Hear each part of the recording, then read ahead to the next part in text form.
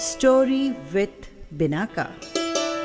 सुनिए कहानी बिनाका की जुबानी।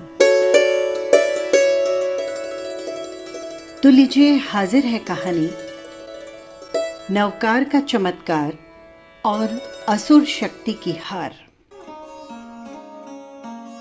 राजगृह नगर के बाहर गुणशील नाम का एक उद्यान था। अर्जुन माली था उस उद्यान का रक्षक।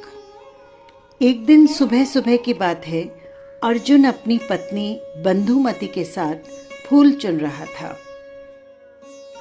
उसी समय 6 बदमाशों की टोली उधर से आ निकली। अर्जुन की सुंदर नवयौवना पत्नी को देखकर उनके मन में पाप का भूत छा गया। उन दुष्टों ने मिलकर अर्जुन को रस्सियों से बांध डाला और उसी के सामने उसकी पत्नी के साथ कुकर्म करने लगे।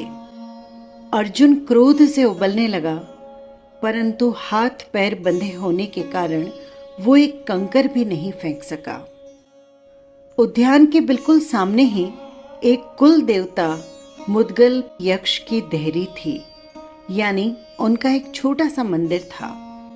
भावावेश में भरे अर्जुन ने यक्ष को संबोधित करके कहा, हे कुल देवता, मैंने आज तक बड़ी भक्ति से तुम्हारी सेवा की, पूजा की। मैंने तो तुम्हें देवता समझा, परंतु मुझे आज पता चला कि तू देवता नहीं है, सिर्फ पत्थर की मूर्ति है।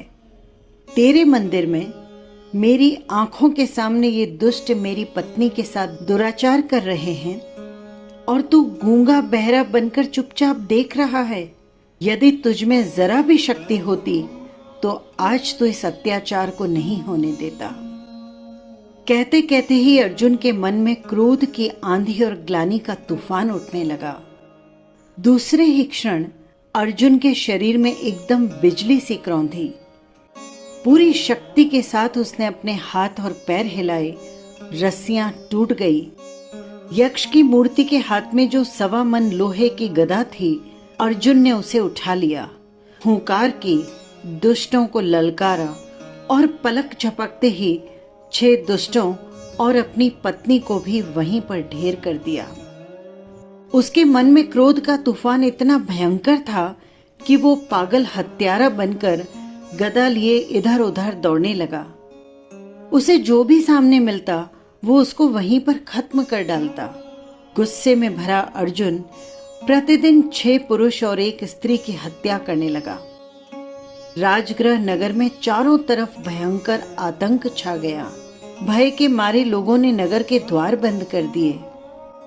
एक दिन की बात है, राजगृह नगर के गुणशीलक उद्यान में भगवान महावीर पधारे।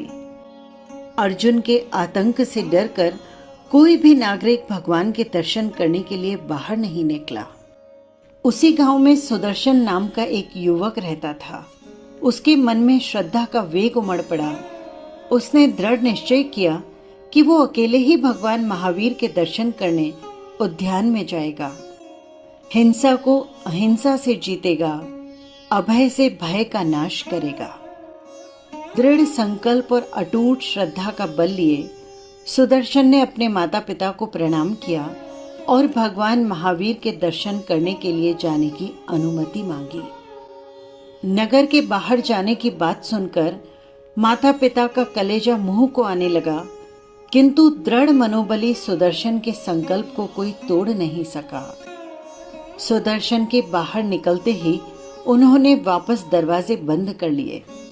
सुदर्शन 2-4 कदम ही बढ़ा कि बिफरे पागल हाथी की तरह घूमता हुआ हत्यारा अर्जुन दौड़ता हुआ आया और उसकी तरफ झपटा। हाथ में गदा लिए क्रोध अग्नि से जलता हुआ अर्जुन साक्षात यमराज लग रहा था। सुदर्शन वहीं डर कर खड़ा हो गया। उसने मन ही मन भगवान महावीर को नमस्कार किया और नवकार मंत्र के ध्यान में लीन हो गया। मन को एकाग्र करके उसने नवकार मंत्र का रक्षा कवच धारण कर लिया। 5 पद के 5 दिव्य प्रभामंडल उसके चारों तरफ कवच की भांति चमकने लगे। हत्यारे अर्जुन की गदा जब हवा में उठी तो वो स्तंभित रह गया। जैसे किसी ने उसके हाथ पांव जकड़ दिए हों।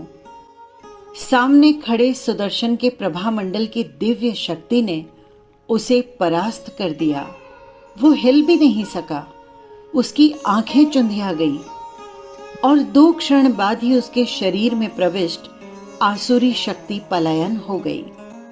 निढाल होकर वो धड़ाम से जमीन पर गिर पड़ा और उसकी गदा दूर जा गिरी।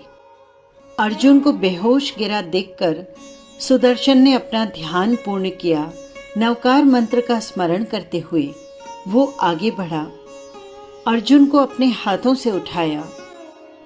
सुदर्शन के हाथों का स्पर्श पाते ही अर्जुन सामान्य हो गया।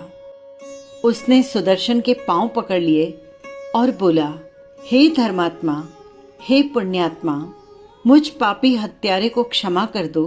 क्रोधवश मैंने तो सैकड़ों हत्याएं कर डाली, अब मेरा उद्धार कैसे होगा। सुदर्शन ने अर्जुन को प्रेम से समझाया, उसे सांत्वना दी और भगवान महावीर के पास लाकर उसे पापी से धर्मात्मा बना दिया। नवकार मंत्र के प्रभाव ने न केवल सुदर्शन की रक्षा की, वरन एक क्रूर कर्मा पापी का भी उद्धार कर दिया। ये थी नवकार के चमत्कार की कहानी। फिर मिलेंगे किसी नई कहानी के साथ। जय जिनेंद्र।